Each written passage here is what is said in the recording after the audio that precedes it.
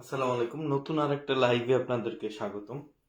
চায়নাতে আসলে আমরা যদি অনলাইনে হালাল মাংস অথবা গিলা কলিজা, গরুর মাংস, মুরগির মাংস, হাঁসের মাংস, হালাল যেগুলো এগুলো সাধারণত আমরা অনলাইনে অর্ডার দিই।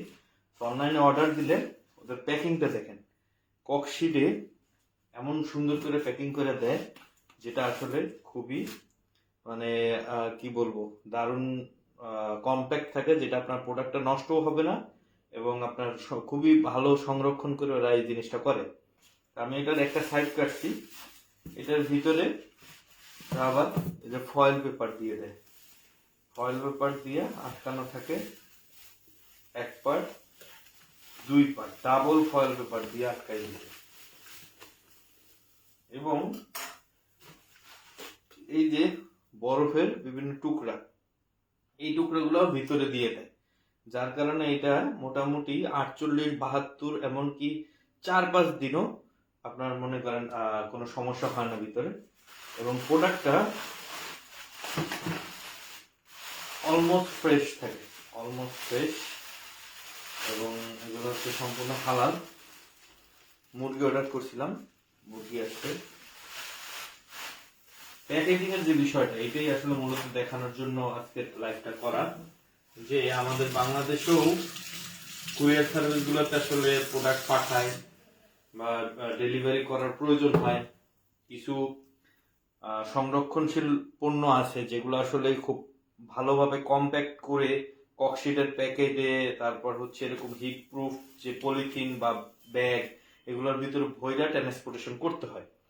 কিন্তু আমাদের বাংলাদেশে আমি নিজেও অনেকগুলো কুরিয়ার কোম্পানির সাথে সম্পৃক্ত ছিলাম এবং দেখেছি আসলে আমাদের এই লজিস্টিক সিস্টেমটা অতটা এখনো ওয়েল অর্গানাইজড হয়ে পারে নাই। এখনো অনেক কিছু ডেলিভারি ম্যানের ইচ্ছার উপরে ডিপেন্ড করে, সে কিভাবে এটা ডেলিভারি করবে। আবার অনেক সময় এটা যে হাবে থাকে, ডেলিভারির যে অফিসগুলোতে থাকে, ওইখানেও ওয়েল টেম্পারেচারটা মেনটেন করা হয় না, যার কারণে আপনার পণ্য নষ্ট হয়ে যাওয়ার সম্ভাবনা অনেকেরই থাকে। আমি এমন অনেকের দেখছি, আপনার হচ্ছে ওই যে নাড়ু, তারপর হচ্ছে সোমপাপড়ি, সন্দেশ, এই জাতীয় প্রোডাক্ট নিয়ে কিছু অনলাইন পেজ কাজ করে, তারা এই ধরনের সমস্যাটা বেশি ভোগে। তো বাংলাদেশের যারা লজিস্টিক সেক্টরে কাজ করতেছেন, কোম্পানি সেক্টরে কাজ করতেছেন, ট্রান্সপোর্টেশন সেক্টরে কাজ করতেছেন, এইখানে আপনাদের কিন্তু বড় একটা সুযোগ আছে ইমপ্রুভমেন্ট করার। আপনারা হয়তো সামান্য কিছু চার্জ এক্সট্রা নিতে পারেন কাস্টমারের কাছ থেকে, সেইটা অনুযায়ী আপনার প্যাকেজিংটা ডেভেলপমেন্ট করতে পারেন। চায়নার সব থেকে মজার বিষয় হচ্ছে, আমি যত প্রোডাক্টই কিনি না কেন, আমি শুধুমাত্র পণ্যের দামটা দেবো, প্যাকেজিং খরচটা সম্পূর্ণ যে প্ল্যাটফর্ম থেকে বাই করতেছি সেই প্ল্যাটফর্মের আন্ডারে, অথবা যে ওনারের কাছ থেকে, যে কোম্পানির কাছ থেকে আমি প্রোডাক্টটা কিনতেছি তারাই বিয়ার করে। আমার আসলে বিন্দুমাত্র কোনো প্যাকেজিং বা প্রোডাক্টের কোনো কস্ট আমার বিয়ার করতে হয় না, আমি জাস্ট প্রোডাক্টের প্রাইসটাই ওরা পে করি।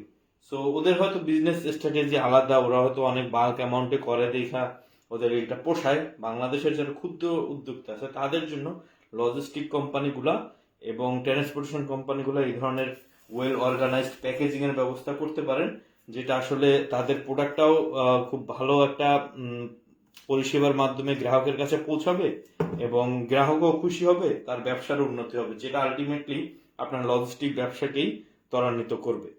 আশা করি আজকে আমি ছোট্ট একটু বিষয় নিয়ে কথা বলার জন্য লাইভে আসলাম, সবাই বিষয়টা বুঝতে পারছেন। ধন্যবাদ।